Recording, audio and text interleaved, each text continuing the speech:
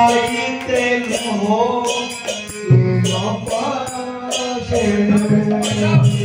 তরাইতে লহ নিজ পাশে তরাইতে লহ নিজ পাশে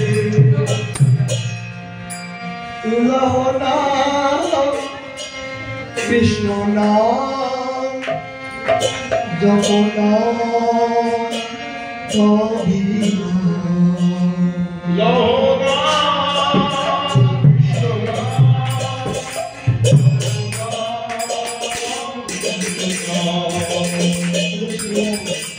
এই কীর্তনগুলো বাইরের কীর্তন নয়, আমার দাদু গুরু, এগুলো জগতে কোনো গুরুত্ব পাবে না।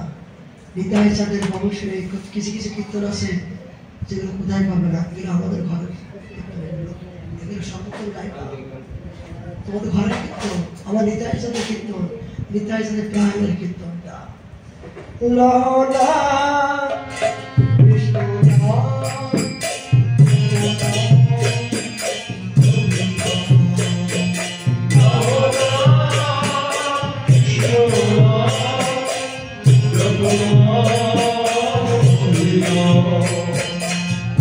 চলিতে কথা বলতে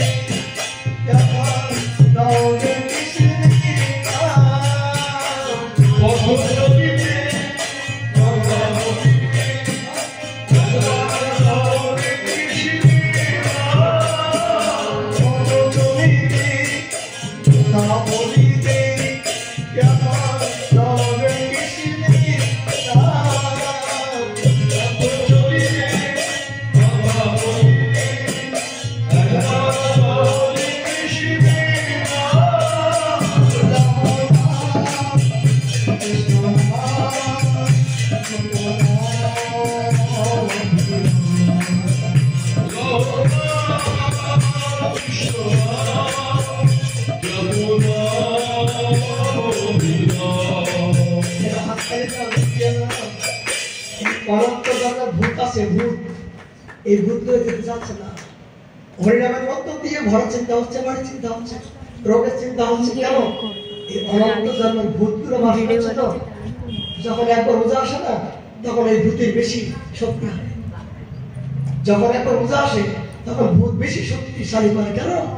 এইবার তো আমাকে যেতে হয়, এইবার তো আমাকে যেতে হয়, এই জন্য ভূত বেশি জোর করে।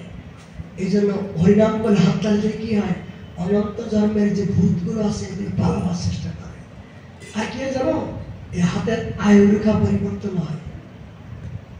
অনেকে দেখা যায়, অনেকে 50 বছর 60 বছর হাত তালে দিয়ে কীর্তন করলে কি হয়, শনি রবি বিভিন্ন প্রকার অপগ্রহগুলো এগুলো কেটে যায়।